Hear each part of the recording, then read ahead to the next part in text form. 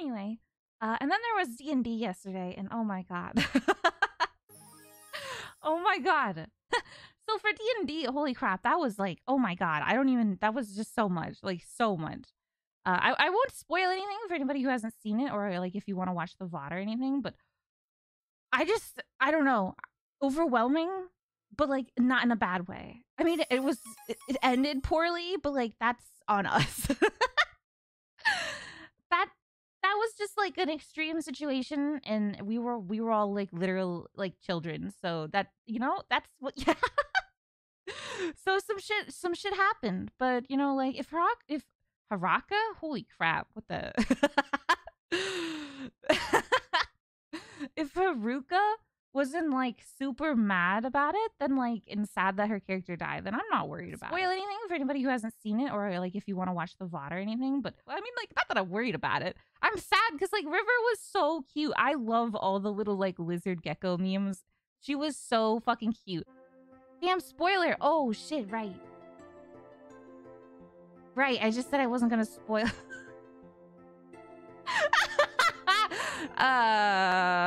Okay, so if in any constellation, Haruka says like 10 minutes into the fucking D&D session she wouldn't be mad if Styx died, okay?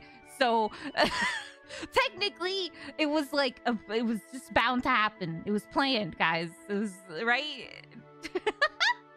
Let's go with that.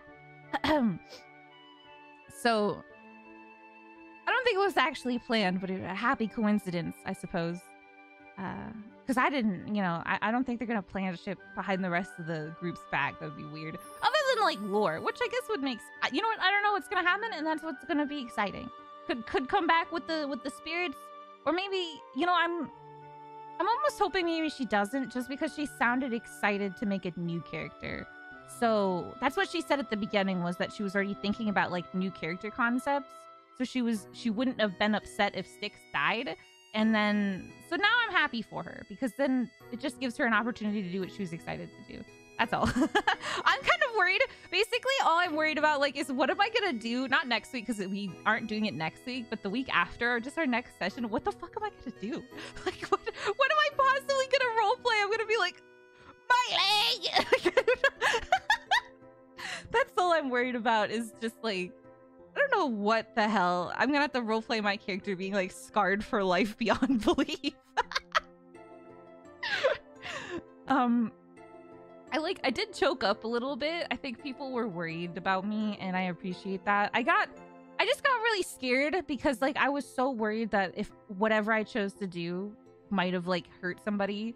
I was like, I think I misunderstood. I was with Vey where I misunderstood how the rage worked, I think. So I just tried to like, I thought if we just like mutually stopped attacking, by the time the end of the like little cycle of turns would go by, the rage would go down, and then we could like beat it up again. But I think that fucked us in a way. So I regret that, but I think we've talked to people. They like roped us in with this guy who was like really informative about D&D. So we just like wrote up a bunch of stuff because we didn't understand a lot. Like earlier today, he taught us how to do like help and like the actual properties of like disengage and like how armor works, like how when you roll, you have to like roll to actually hit and like armor, just like all the meticulous shit that we didn't quite understand. The small shit. We got the general idea of like me hit button, me cast spell.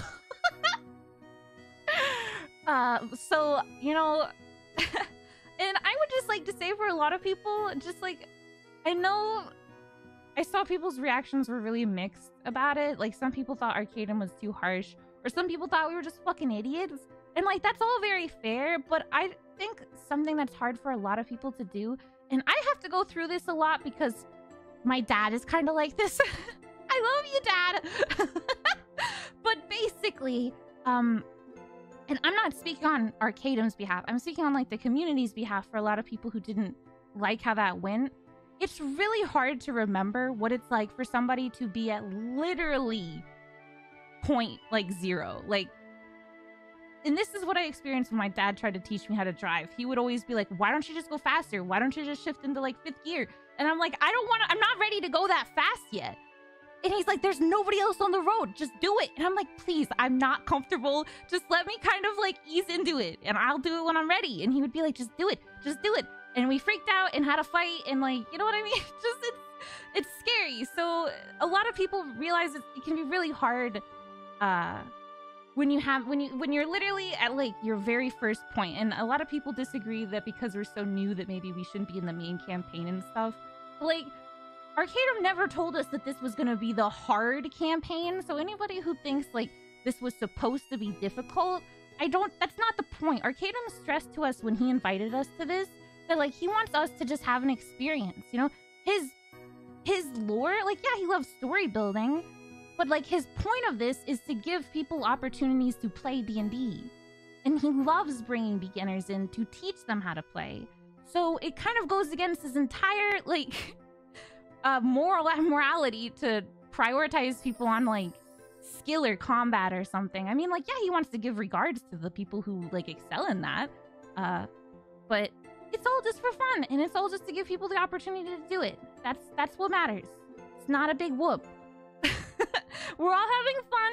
We're not like Critical Role professionals. This is the very first time that pretty much all of us play D&D and are role-playing. So please remember that we are literally babies. And that's pretty much all I have to say. Don't forget how much we still have to learn.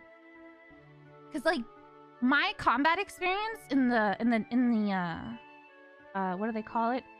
The campaign so far was I hit the button that says crossbow and I missed.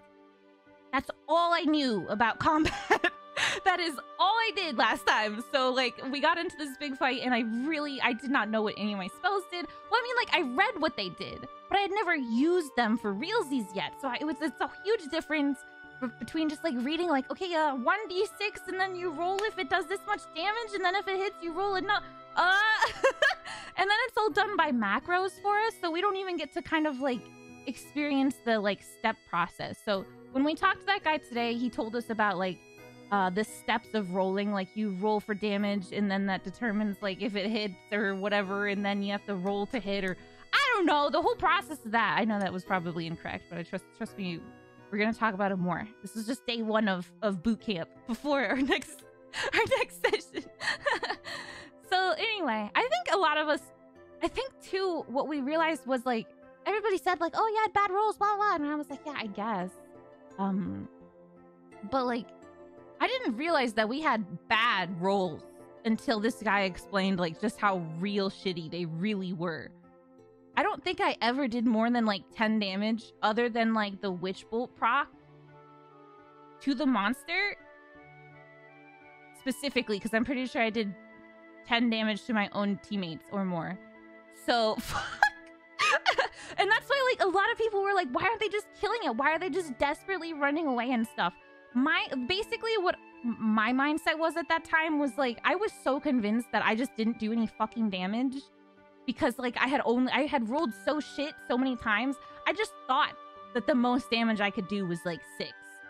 So I was like convinced that, like, the only thing we could do was just, like, run and hide for a little bit and try and, like, recoup. I was just convinced that there was no way we could, like, burst it down even from, like, 20.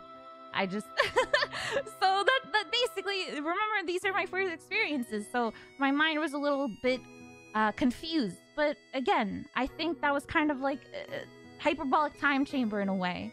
It slapped us in the face, and I think I stand by my tweet. It was literally just like Majoka Magica episode 3, where we were all like, woohoo, we're adventurers, this is so much fun, we're gonna do an adventure. And then, like, Haruka's just dead on the floor, and we're like, oh, this is for real. Like,